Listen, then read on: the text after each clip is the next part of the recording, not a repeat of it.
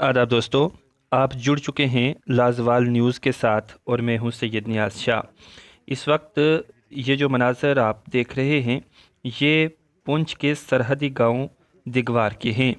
यहाँ पर पुंछ के एक मारूफ व मशहूर समाजी व सियासी शख्सियत गुरदीप सिंह सराफ जब पहुँचे तो लोगों ने बिला लिहाज मज़हब व मिल्लत उनका वालिहाना इस्तकबाल किया और उनके गले में हार पहनाए और ख़ास तौर से यहाँ पर नौजवान लोग उभर कर सामने आए और इलाके में उनका इस्तकबाल खैर मकदम किया।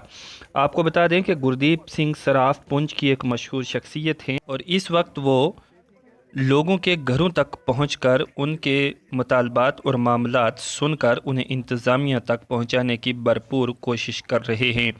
इस मकसद में वो कामयाब होते हुए भी दिखाई दे रहे हैं। लोगों का कहना है कि जहां बड़े बड़े लीडर अवामी मसाइल को इतना जल्दी हल नहीं कर पाए, वहीं गुरदीप सिंह सराफ ने लोगों के तमाम मुतालबात और उनकी ज़रूरियात को जितना जल्दी हल करने की कोशिशें की। गुरदीप सिंह सराफ ने अवाम से खिताब करते हुए कहा कि बहुत जल्द हमारा एक वफ्द गवर्नर रियासत जम्मू कश्मीर से भी मुलाकात होगा और अवाम पुंछ और ख़ास तौर से हवेली के लोगों के मसाइल उनके सामने रखेगा। आपको दिखाते हैं आज गुरदीप सिंह सराफ के पुंछ के मुख्तलिफ़ इलाका जात के साथ साथ गांव दिगवार के दौरे पर मबनी हमारी ये मुफस्सिल रिपोर्ट। हमारा ये एरिया बॉर्डर है। इस बॉर्डर में हमें आज तक कोई एमएलए नहीं देखा कि वो हमारे गांव के सामने यहाँ आकर ये पूछे कि आप लोगों को क्या तकलीफ है। वोट लेने के टाइम ये बोलते हैं कि हम ये कर देंगे वो कर देंगे, लेकिन हमें आज तक किसी ने ये नहीं पूछा कि यहाँ दिगवार के अंदर या बगैर दरा है, खड़ी मिसाल है कि भाई आप लोगों को क्या परेशानी है, किस चीज़ की परेशानी है। आए तो हमें बिल्कुल उनसे पूरा साथ है हमारा। बाकी मुतालबे तो हर आदमी बताता है, मगर मुतालबों का हाल तो होता नहीं। पीएचई डिपार्टमेंट का एक पक्का मुलाजम हमें मिला है, मिस्त्री तफेर, और हमें लीड बेस ये वो मैंने नेट पे देखा, थोड़ा बहुत मैं जानता हूँ इंग्लिश भी, वो तो साहब वो मोदी साहब ने कैंसिल कर दिया कि जो कॉन्ट्रेक्चर बेस पे हैं, जो लीड बेस पे हैं, उनको कोई पे नहीं मिलेगी। अगर कोई लगाएगा तो अपने जेब से तनख्वाह देगा। तो जो बेचारा कहीं 500 की लालच में या 700 की लालच में कहीं काम करता तो उसने छोड़ के घर बैठ गया, उसको क्या मजबूरी है? वो किसे तनख्वाह मांगेगा? 500 रुपया किसे मांगेगा? तो इस वक्त लाइनों की इतनी बुरी कंडीशन है, एक तफैल है वो कहाँ पहुँचेगा। और जो डेली विजन हैं, एक दो हैं, वो सिटी में दुकान कर लें, इधर कौन नौकरी करेगा?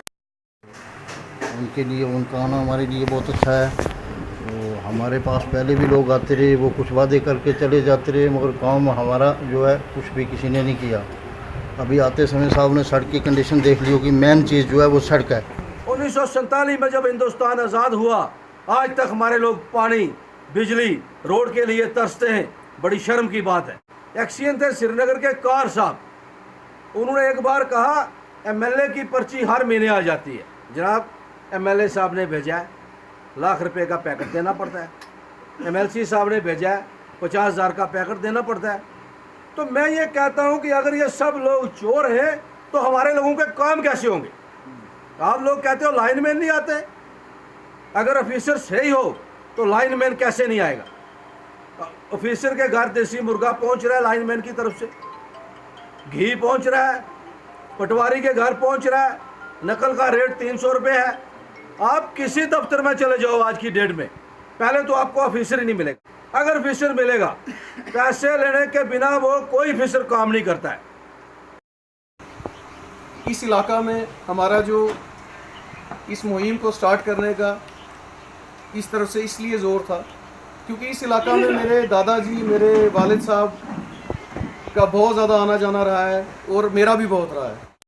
आपकी सड़क का मुद्दा हो, पानी का मुद्दा हो, बिजली का मुद्दा हो, चाहे स्कूलों का मुद्दा हो, सबसे पहले इन सबको करने के लिए हम सबको इकट्ठा होने की ज़रूरत है। जब तक हम एक आवाज़ नहीं बनेंगे, मेरे ख्याल में कोई भी आएगा, आपको और दो कल नए आएंगे, कोई बोलेगा हमारी गवर्नमेंट आने वाली है, कोई बोलेगा जी हम इसके साथ मिलकर हुकूमत बनाएंगे, तीसरा आएगा जी हम सेंटर में हम सब कुछ ले आएंगे। लेकिन जब तक मेरे भाइयों आप इकट्ठा नहीं होगे, यहाँ कुछ भी नहीं आएगा। आपको जब भी कुछ चाहिए होगा तब एक आवाज़ बननी पड़ेगी। तो जब आप इकट्ठे होगे तो तब यहाँ पे गवर्नमेंट हो, चाहे गवर्नर रूल हो, चाहे सेंटर हो, सभी आके यहाँ काम करेंगे और ज़रूर करेंगे, क्योंकि आप सबकी आवाज़ एक होगी। तो मैं ज़रूर आपसे आज ये बात करूँगा कि मैं आपको ये यकीन दिलाता हूँ, मेरी तरफ से आपको किसी किस्म का भी गिला नहीं मिलेगा। मेरी आपको जब भी जिस तरह की भी ज़रूरत होगी मैं आपके लिए शाना बशाना हाज़िर हूँ, जिस टाइम मर्ज़ी होगी। हम ज़रूर ये मीडिया की जानब से अपील ज़रूर करेंगे हम गवर्नर साहब से कि इतने ज़्यादा प्रोजेक्ट और फंड आते हैं, आप इसको एक्सटेंशन के लिए रोड को रखें बीच में प्लान में, ताकि हम ये भी कह सकें कि जब गवर्नमेंट नहीं थी तो गवर्नर साहब ने भी कुछ काम किया, क्योंकि आपके हाथों में वो ताकत है कि आप इस एरिया में इस रोड को दे सकते हो। तो बाकी जब कोई गवर्नमेंट आएगी तब हम उससे भी कोशिश करेंगे, ठीक है।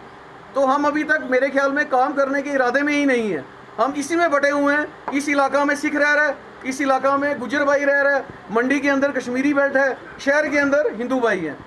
तो जब तक वो इंसान जो बगैर मजहब मिलत हर गांव में हर शहर में काम नहीं शुरू करेगा तो मेरे ख्याल में किसी भी इलाका की डेवलपमेंट हो ही नहीं सकती।